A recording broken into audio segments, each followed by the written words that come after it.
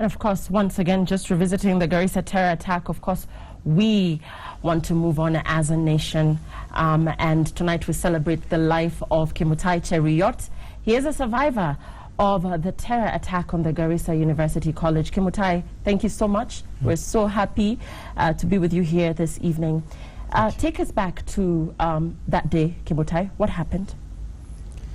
Okay, it was around 5:30 a.m. when we had some gunshots, and at the time we were in the bathroom, and I and my friend, we had to run back to the rooms without clothes, and it was nice because we wore those clothes and came out. But when we saw that they were still coming towards the hostel, I decided to run back to my room, and I spent about 1 hour there, and after that they ordered us to come out because they claim that those who will remain, they will be slaughtered, and we just had courage and feel like, I was feeling like they can't kill me.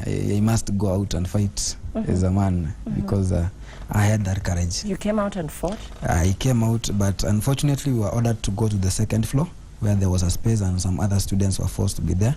And unfortunately my plans didn't succeed because of the fear that the students had. I didn't get chance to move towards those people, but I had that courage. Okay. Yeah. And Kimutai, I noticed that you have an injury. You have a walking stick with you. Did you get injured? Yeah, I got injured on my thigh, my left thigh, because one of my friends was shot, and the bullet came through onto my left thigh, and I had a small injury with a pan. The same bullet. So the bullet didn't go in, it scraped you? It scraped me. Okay. Kimutai, how did you get out? How did you get out of the university? Actually, it's a long story, and unfortunately all my friends were killed when I was among them, and it was just through what I heard from the history of Madeira that one of our colleagues or our teachers survived using the blood of another person. When one of us was shot, I just applied his blood on my face, my ears, and on my shirt, and that's how I survived. I stayed with the dead bodies for around 14 hours. And I was rescued the last when the policemen had killed the terrorists. Okay. Yeah. Kimutai, if you were watching the interview that I just had with the security expert who was telling us how to stay alive, for you, why do you think you're alive today? What tactic did you use that you think saved your life? Do you think it's the blood? Did you do anything else?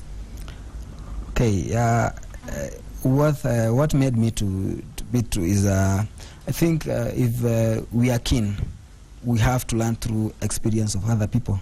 Because if I could not have gotten what that person had said, because my first plan failed, that is fighting, because I had enough energy to fight. Or if my first plan failed, I had to think and adapt to the environment. Said, if I must change, let me change it quickly, because I did that in a short period. And it was true that they didn't shoot me, because they were claiming that they have already shot me. So it is just a matter of changing the environment, and also human beings have to be, they must be quick to think on how to change. Yeah.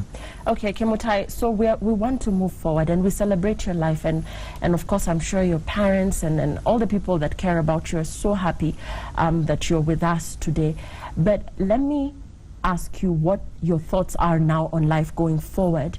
How do you feel about life coming so near to death?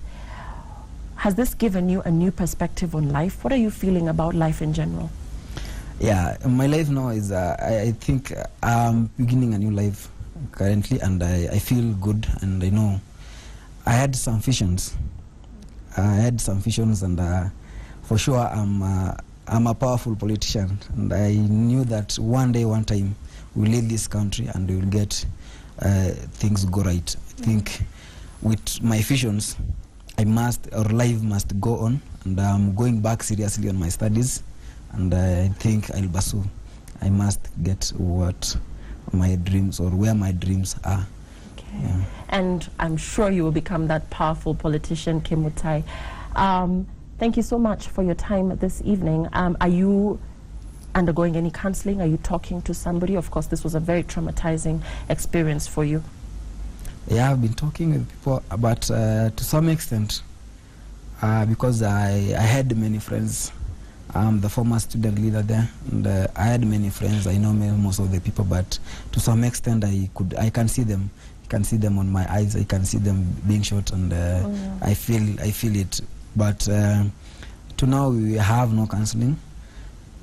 We are still wondering where the government is, because they are claiming to give counseling, but we are still traumatized, because even sometimes the family shy away, and whenever somebody comes and see you, start crying, and you also feel. So whenever that person comes around you, you will want also to get out of that contact. So we need counseling. Okay, and I'm sure the relevant authorities are listening. Are you going back to school as we close, Kimutai? What are your plans? Where are you going to go to school? Are you going to Moi University? We know there's grants that have been given by the French. And what are your plans going forward for school?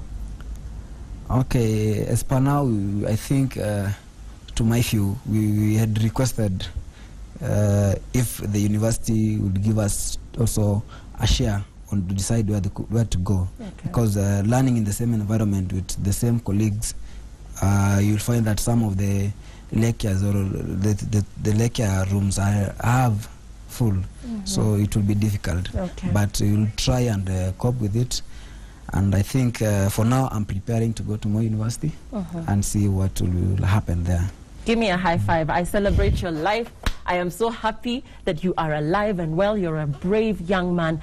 And just continue to tell your story to a lot of other people. I'm sure it will encourage a lot of people. And let me make you laugh.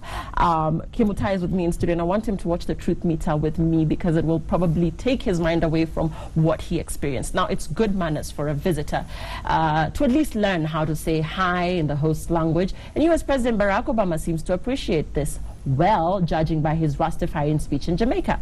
And with Obama visiting Kenya in 3 months' time, expectations are that he'll unleash the language of his father beyond Erokamano. But back home, it seems leaders are not about to ditch their usual political tourism bad manners. Here's Willis Raburu's latest edition of Truth Meter.